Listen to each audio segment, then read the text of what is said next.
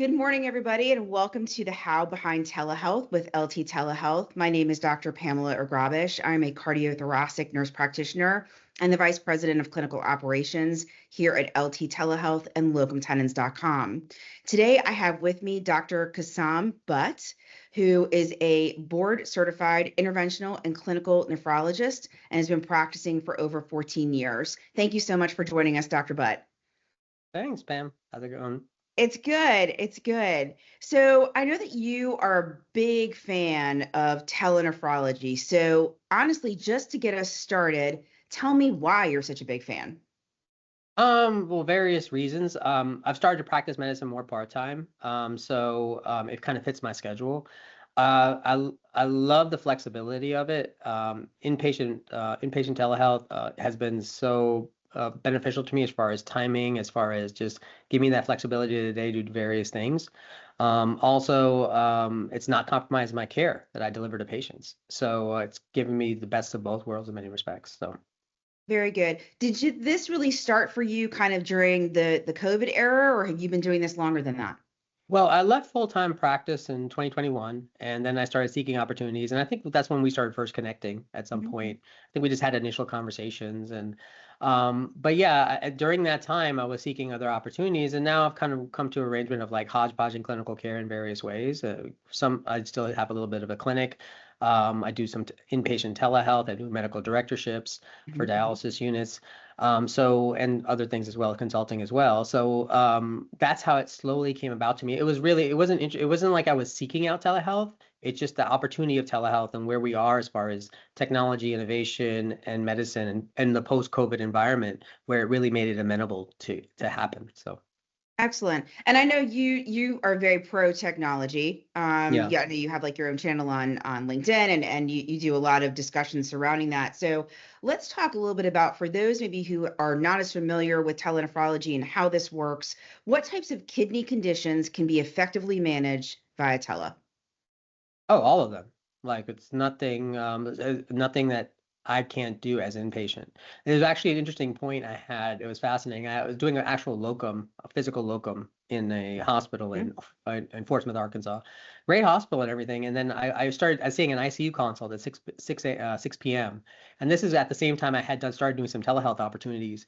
And I had this realization. I was hitting the ICU at 6 p.m. coming out to the physician's dictation room, and I had this realization where I was like, why am I even here? Like this doesn't even make any sense. Like I don't physically need to be here to handle this consult. And so that was an interesting realization I had. I'm taking care of a very, very sick patient. But as far as I could see from a telehealth perspective, I had access to everything I needed. And specifically in my field, nephrology, we're very cerebral, right?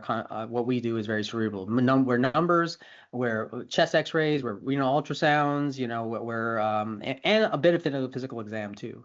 But for the most part, all of that is amenable, and it's there for you when you're doing a consult. Like I have access to the EMR remotely, get to access everything, and I'm able to get to assess the patient. Only drawback I would say is not having the physical exam, although I do make my nurses do the physical exam for me. I would say fluid status, getting that, that third spacing on the back and legs that I'm very particular about. That's because I'm very OCD, but I want to make sure the fluid status is right. But for the most part, I would say 95 to 97% is effective on telehealth in our specialty, nephrology, to take care of all conditions related to kidney, whether that be ICU care, dialysis, initiation of dialysis, glomerulonephritis, or whatever it may be, acute kidney injuries, all of that, I can handle it via telehealth inpatient. Excellent. What would you say to the naysayers who maybe would push back and say, well, what if I don't have the right staff? In other words, all I have is the dialysis nurse that's running the machines that's in that unit, or I have floor nurses who have this patient.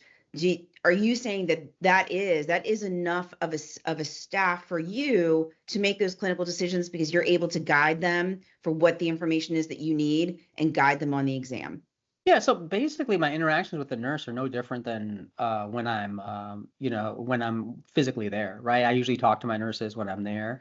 And that's what I'm trying to gather when I'm there. The only thing is, I think you do have to train up your staff to make sure they understand when that cart rings, ding, ding, ding, ding, whatever it may be, please someone pick it up, and walk with the doctor to the thing. That's it.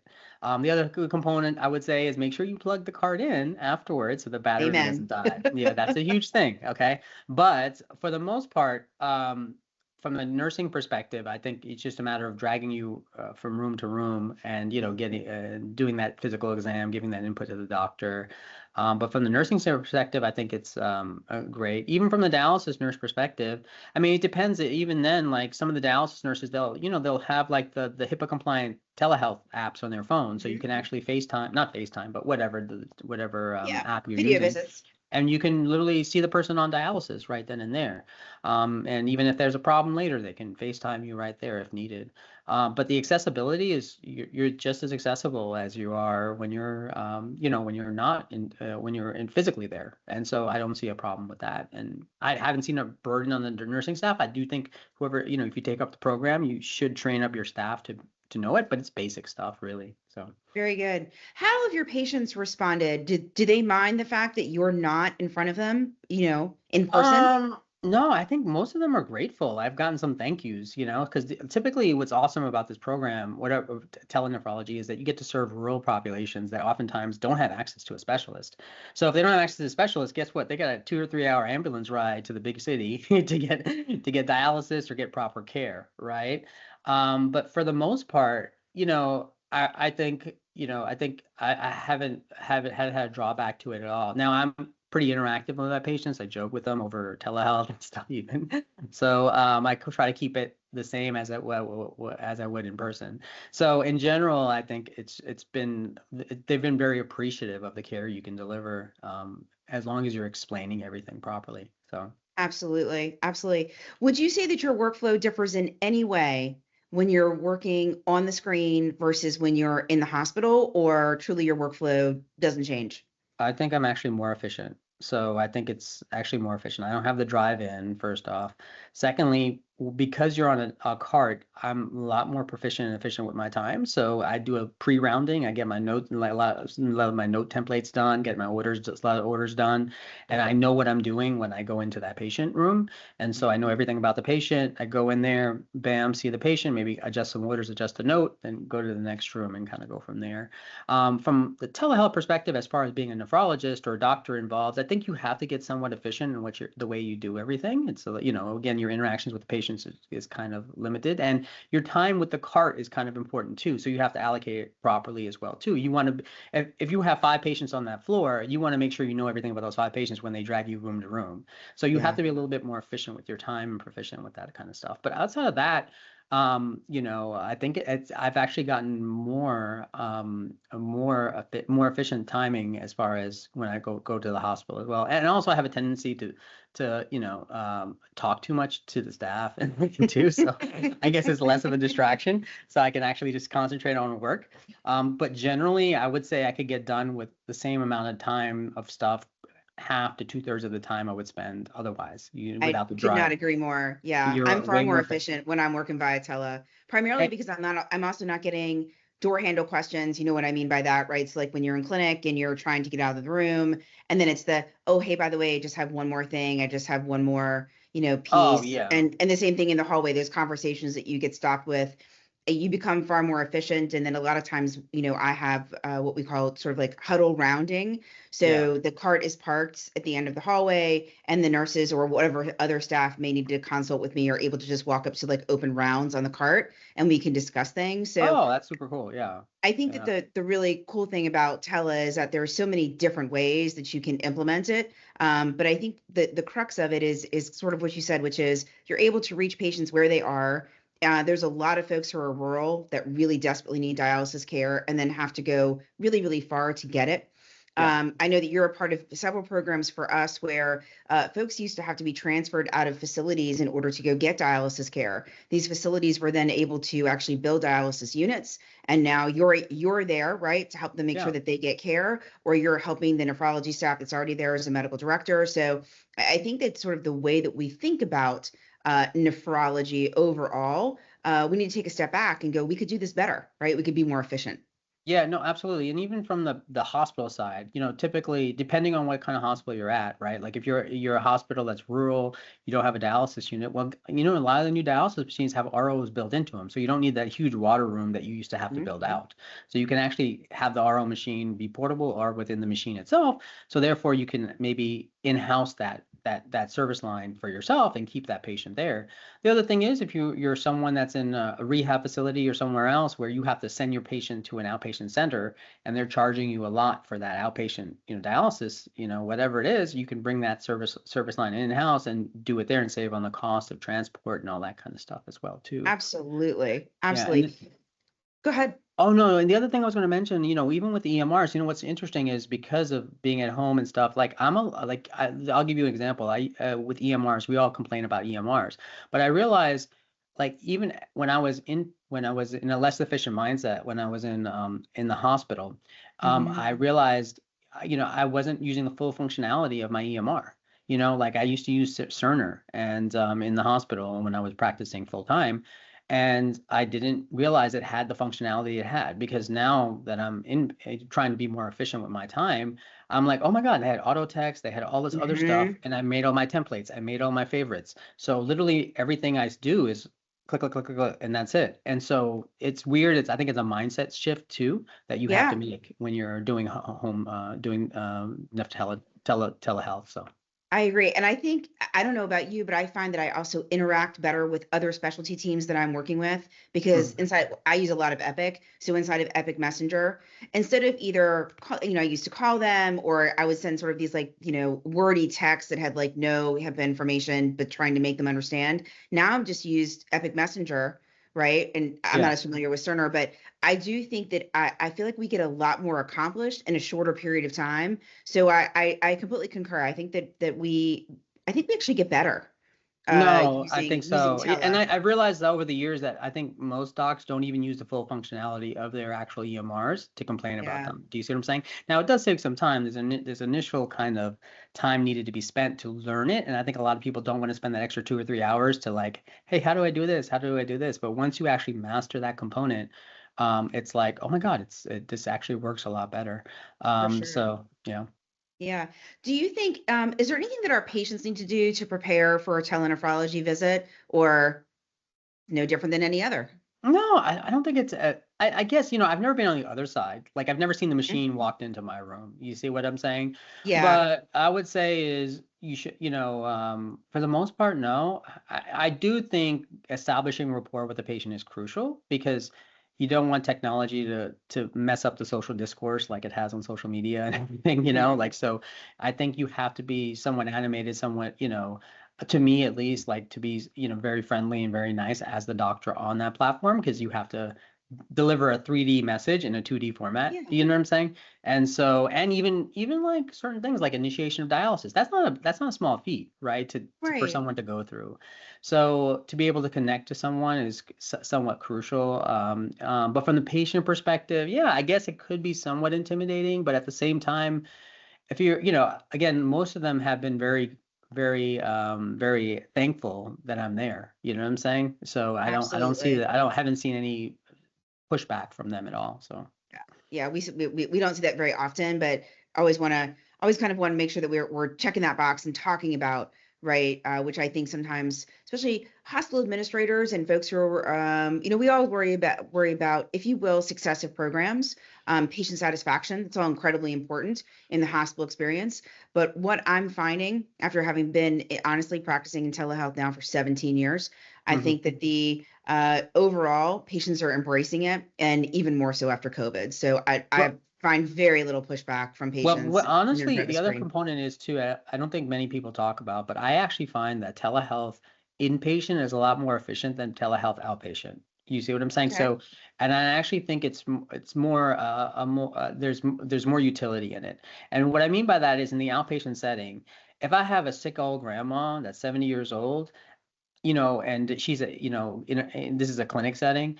I'm not able to connect with her as well because she's not familiar with the technology, but also I don't have access to her physical exam. I don't have access to her vitals and maybe not even recent labs or even know what medication she's on. But in the inpatient setting, in the hospital setting, she's essentially in a controlled setting, right? That 70-year-old grandma is in a controlled setting where I have access to labs, x-rays, vitals, physical exam by the nurse. So I think in the inpatient setting is even more useful, and you get more out of it than in the outpatient setting. Now in the outpatient setting, I'm not opposed to outpatient, but oftentimes you need a select patient. You see what I'm saying? Relatively stable, doing well, and oftentimes the people with multiple comorbidities. Let's just say a grandma's coming in or a grandfather's coming in, short of breath, leg swelling.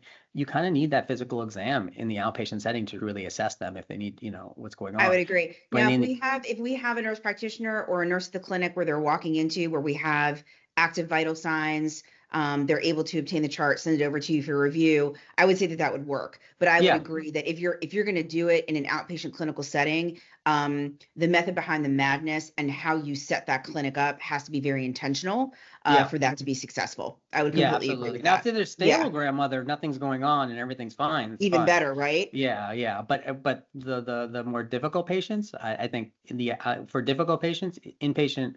inpatient telehealth is fine. So. Absolutely. Agree.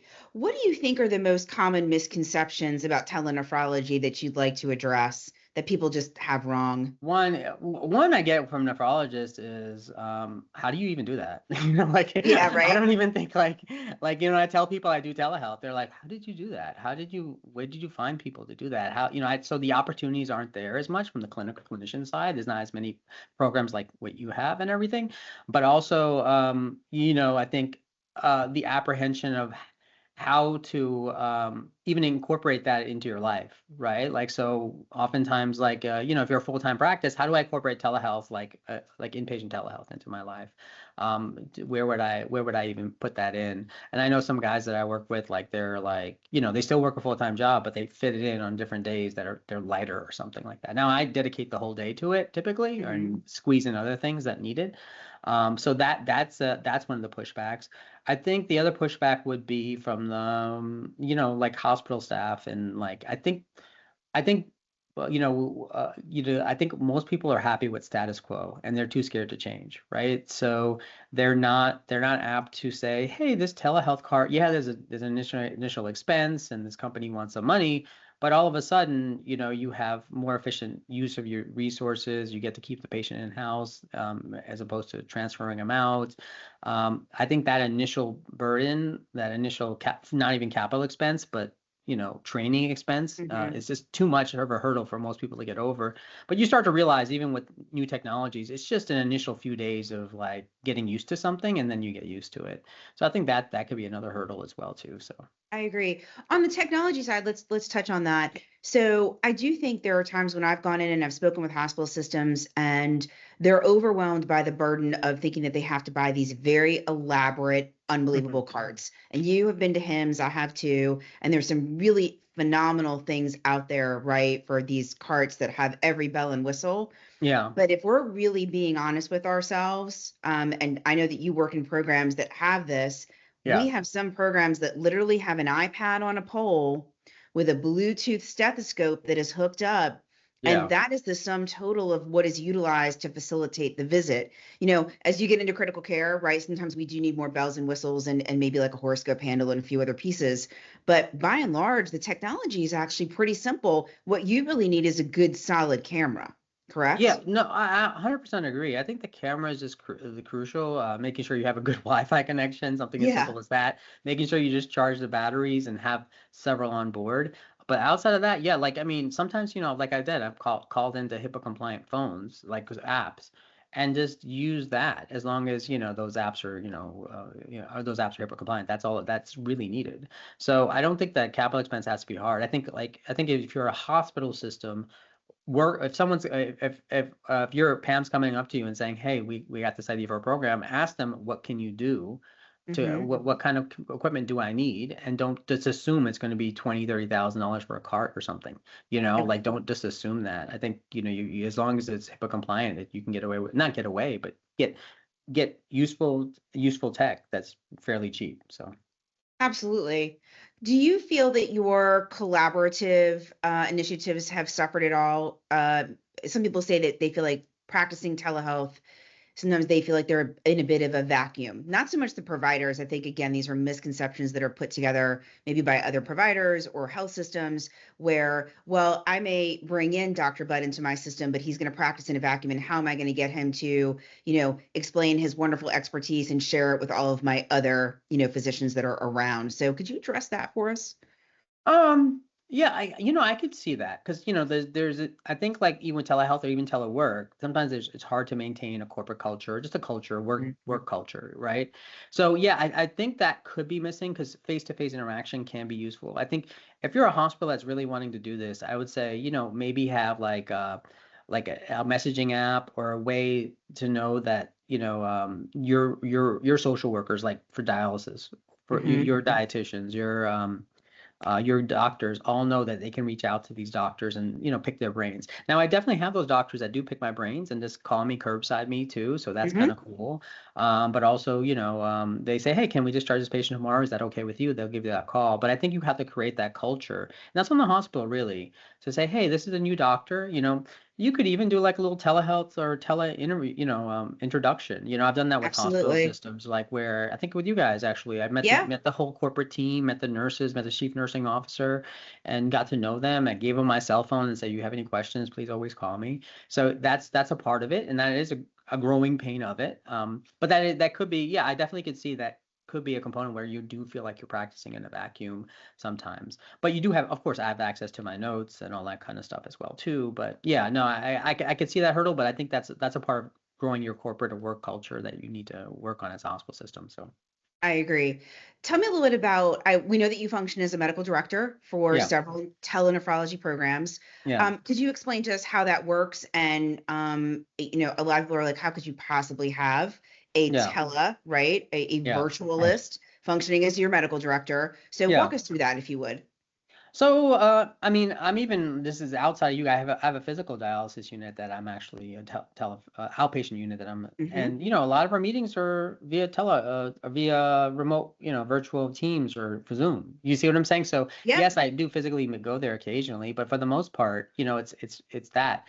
The protocols in place, like, so the big thing is when you kind of join with, like, talk to me, I'll come up with protocols that I want to know on about what's going on, right? So how you're running the program, but also I want quarterly meetings, quality meetings or quality meetings or whatever, and we're going to go over certain metrics that I think are important.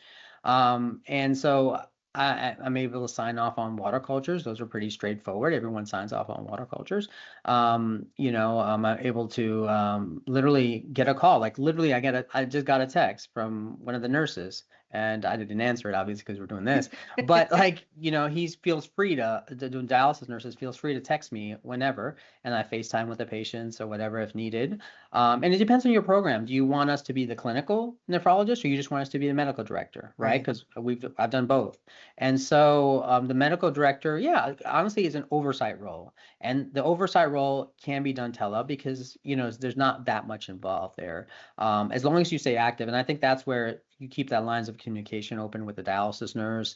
Make sure she knows that, hey, every quarter we need to set up a meeting, go over some metrics. I wouldn't go every 6 months or year. I would, go every Right. and make sure that those metrics are being met, whether they be like, issues with the machines or water culture issues or infiltrations or access issues, or sometimes the machines go down or whatever it is, and you need to be aware of that. So, Absolutely. yeah. Absolutely. Oh, we have a massive shortage of talented physicians. Mhm. It is, it's not a secret. It's why, honestly, locums work has become very, very popular, Mhm. amongst experienced doctors. 25 years ago when I first graduated, most people, right, sought a practice. You became a partner. You owned the brick and mortar, and that's where you stayed. And Yeah. right now, what we're seeing when people come out is they're not seeking that. What they want is more flexibility, work-life balance, all of those So things. when And I left my telehealth really brings that. Yeah, no, and what was interesting was like even with locums in general, I know you guys do locums as well, like physical locums. When I left my practice in 2021, I needed a job, so Right. and so I was like, I started doing locums, and I actually was surprised at how much I did enjoy them, and how I actually would encourage a younger doctor coming out, especially if he or she is like single or doesn't have any ties, to do locums, to kind of figure out stuff. And you can make good money. You just have to balance your checkbook, balance your your invoices properly, and have a good accountant and all that stuff. But outside of that, it provides a lot of flexibility.